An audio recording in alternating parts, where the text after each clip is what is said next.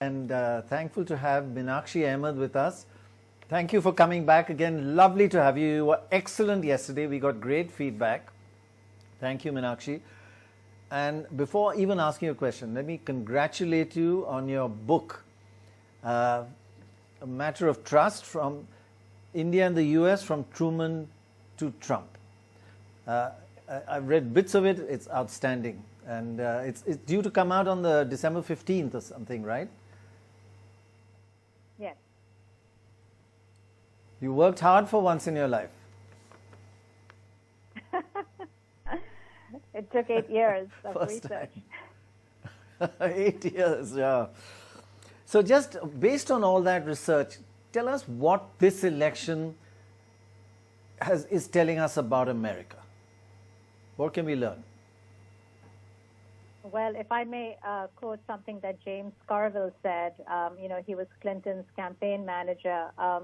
He said this is probably the most significant election since 1864, which is, of course, we go back to Lincoln, when the country was so divided about slavery.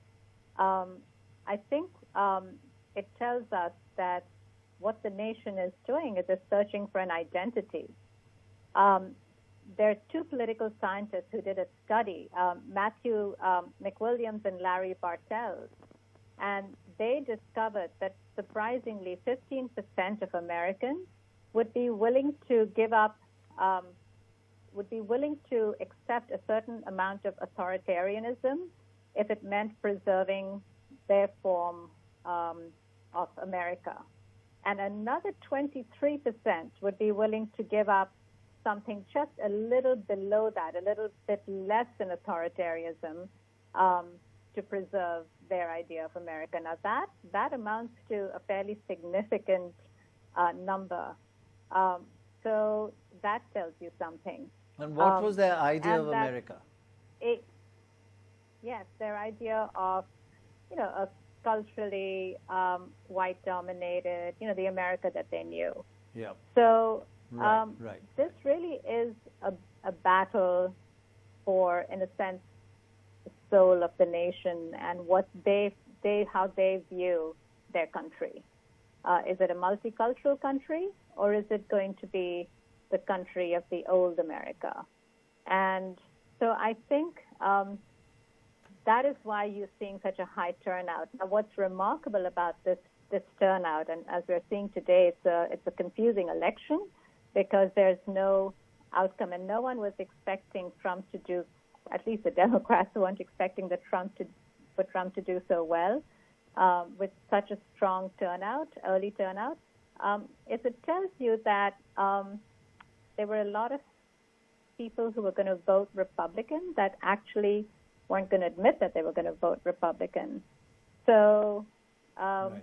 There's a very strong undercurrent of people who really want to maintain the status quo. So I think it tells you that there is this struggle going on, going back to what James Carville says. And when you think about some of the things that a lot of Republicans will tell you, oh, well, we don't like his personality and some of the things he says, but we like what he does. This is a president who survived 2 divorces, 26 accusations of sexual misconduct, 4,000 bankruptcies, and an impeachment, and he's still standing. So that should Just really give you pause. unfortunately, it tells you quite a lot about America, Barack actually. Obama said, But tell us, Barack how much Obama is said at that stake in this no election? other president Sorry. Please finish. would have survived some of the things he said. Right. That's true. So I just wanted to understand from you, what is at stake in this election? What's at stake for Trump, and what's at stake for Biden? He knows. Well, the stake for Trump is that he knows that the state of New York is going to come after him with a whole bunch of lawsuits. When Clinton left office, he had almost $10 million in legal fees, and he had to go out on a lot of speaking assignments to cover his legal debt. Trump has all his real estate properties here have been losing money, especially because of the pandemic. But he is going to be, as long as he's president, he's protected, and he knows that. His family's protected, and he's protected from all these lawsuits. But once he's no longer president, he's no longer protected. And the Attorney General of New York, and Cy Vance, the Manhattan DA, they're going to come after him. And he cannot give himself a presidential pardon. He can do that for federal crimes, but not for state crimes. So, and then there's this big IRS lot at tax thing hanging over his head. Right. So he has quite a bit of stake. No wonder he's fighting. It's all personal, though. That's the worrying part. It's not about the country, about him getting into deep trouble. It's not about the country. But Meenakshi, I know you have to rush. Sorry. Just complete what you were saying, and then we'll take a break. And for the Democratic Party and Biden, it's about democracy, and it's about, I think it's about, saving the Democratic Party, and it's about, Obama's legacy.